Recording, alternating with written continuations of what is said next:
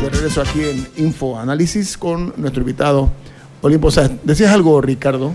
Sí, estaba comentando acá fuera de micrófono algo que tal vez hemos mencionado en otras ocasiones cuando hemos tenido el honor de tener invitados que nos cuentan pedazos de la historia.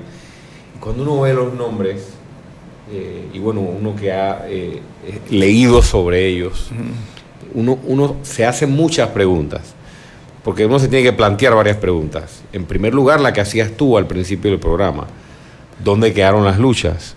¿No? O sea, ¿qué pasó con los movimientos estudiantiles que se fueron transformando en otra cosa?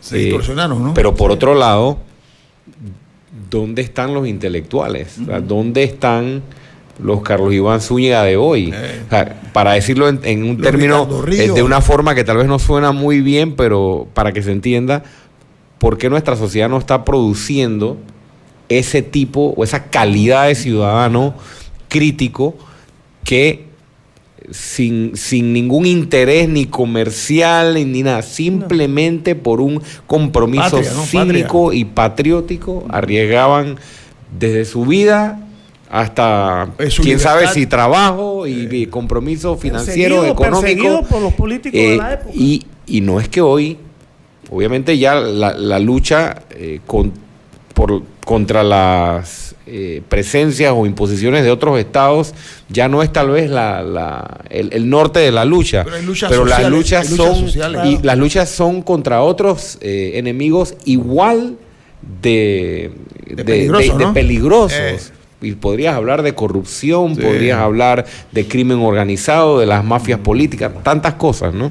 Bueno, regresamos entonces. Sí. Bueno, terminando entonces el 58, que se resuelve con un acuerdo entre los universitarios y el gobierno, que se llama el Acuerdo de la Colina, ¿no? Donde se resuelve el conflicto y se logran varias cosas. Entre las cosas más importantes se logra que el gobierno de Ernestito de la Guardia haga una ley por la cual los jefes de zona son rotados cada 2 años. De la policía, estamos hablando de la policía. Se han rotado cada 2 años para que no se apoderaran de la provincia, cosa que ya pasaba, ¿no? Y cobraban las coimas aquí, las coimas por allá, etcétera. Y eran los reyes de la provincia. Para tratar de controlar un poco a la Guardia. A la Guardia. Eso lo logra Ernestito con el Pacto de la Colina.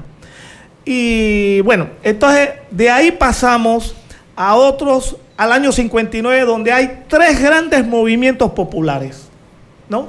El primer movimiento popular se da cuando el movimiento popular, agitado por Ramón Pereira Pérez, director de Radio Mía, propietario de Radio Mía, denuncia la corrupción en el Consejo Municipal. Y él había sido concejal también, ¿no? No, él no. Ramón, no, ¿quién fue? Chombito Quirroy, sí. Gracias. Y luego, Álvaro Menéndez Franco. Otro intelectual de alto vuelo. Bueno, entonces, el movimiento de Ramón Pereira sigue la lista. Condujo mediante un llamado por la radio al pueblo panameño a que fueran a la catedral a tomarse el consejo municipal y a sacar a los ladrones, así se decía, a los ladrones del municipio, porque se habían robado unos terrenos, algo así. Entonces hubo primero Ramón Pereira salió con 25 personas de Radio Mía. Y el que les habla, que todavía estaba yo chiquillito y en pies en el suelo, y salimos con un pocotón de peladitos detrás de Ramón Pereira para ver el show, para ver qué es lo que pasaba, ¿no? Ingenuos todavía. Pero cuando Ramón Pereira va llegando a la Plaza de Santana, ya llevaba de 1,000 a 2,000 personas. Pero a las 6 de la tarde, eso fue en la mañana, a las 6 de la tarde, un movimiento popular con Álvaro Menéndez Franco, Padilla Vélez y toda esta gente, Jaime Padilla Vélez, van llevando el movimiento popular, y la plaza de la catedral llegaron a tener 10,000 personas. En esa época que la ciudad era más pequeña. Que en esa época una concentración de 10,000 personas. Pero la concentración popular de la gente estaba en los barrios del Chorrillo, del Marañón, que ya no existe, de Caledonia, de Curundú. Esa era la aglomeración de la gente popular. Así que no tenían que venir en tren, ni tenían que venir en taxi, porque caminaban de ahí rápido, ni en el metro. Bien, eso ocurre en el año 59. Y Ernestito decide, para calmar la cosa, sacarlos a todos y nombrar a un grupo de síndicos. Bien, ahí pasamos entonces al 6 de abril de 1959. en donde un grupo de jóvenes provenientes de la Normal, del instituto y de otros jóvenes de otras provincias, consideran que las condiciones están maduras para imitar, a mi manera de ver, un poco la revolución cubana, la Sierra Maestra. Había un movimiento en esa época. Efervescencia, ¿no? Claro. La izquierda estaba muy fuerte y la gente protestataria por los problemas económicos también. Y los enemigos de Ernestito eran un montón, entre esos de la misma oligarquía. Ernestito tenía enemigos hasta de la misma oligarquía que no lo querían. Entonces, por su idea progresista, por su ¿no? idea progresista, Claro. por la forma en que... Bueno, ahora les... Entonces, este movimiento de jóvenes se va al Tute, al Cerro Tute a hacer la revolución. Un hermano de Rubén Darío Murgas. Muere. Muere, Sí. claro. Entonces, y Domingo, y bueno, varios muchachos. Entonces, ese movimiento rápidamente es reprimido por la Guardia Nacional, ¿no?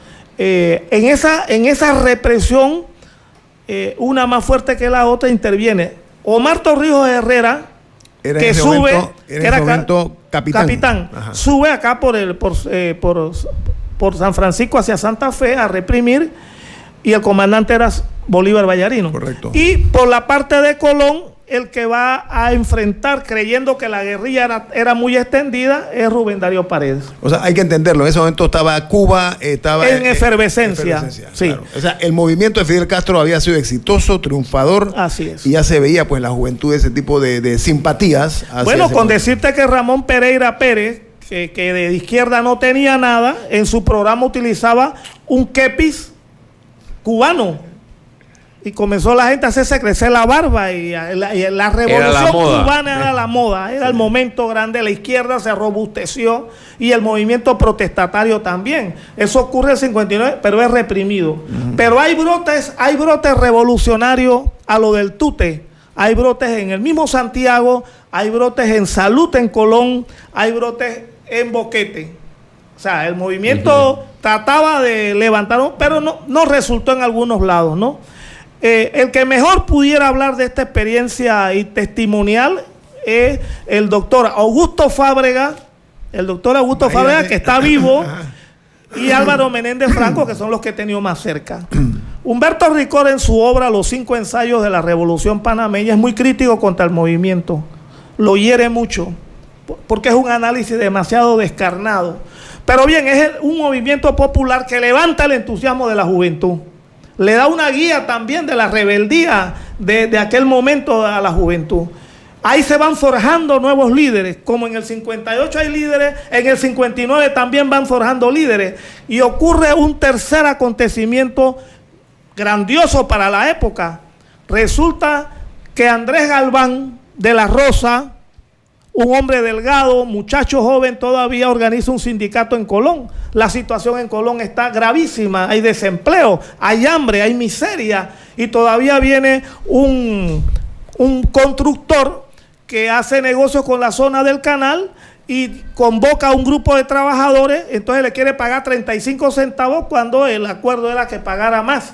Así que se revela esta gente y entonces organizan la marcha del hambre y de la desesperación. Así es. En octubre, 4 o 5 de octubre, y hay una marcha que viene de Colón a pie, atravesando el viejo camino tradicional, el camino de Cruz, el camino real, el camino del Chagre, el camino del Canal de Panamá, y esta gente llega y es apoyada por la gente de la carretera, por la gente de San Miguelito, por la Universidad de Panamá, por el movimiento estudiantil de secundaria, que se van uniendo y todos juntos van a la Asamblea Legislativa o a la Asamblea de Diputados, donde empiezan a discutir el tema de Colón, le dan cortesía de sala.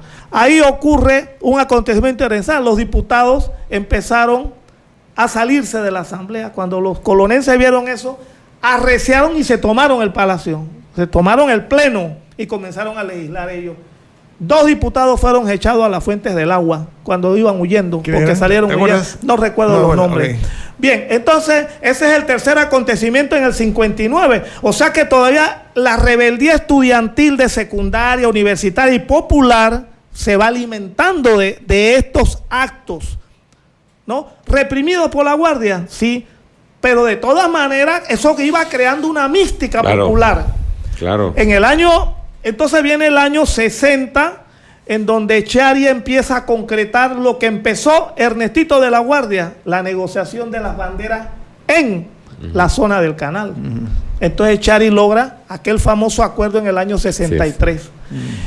Y luego en el 64 que es violado el acuerdo, y ya sabemos la historia del 9 de enero, correcto, del 10 y 11 y 12 de enero, porque el último día de rebeldía fue en Colón.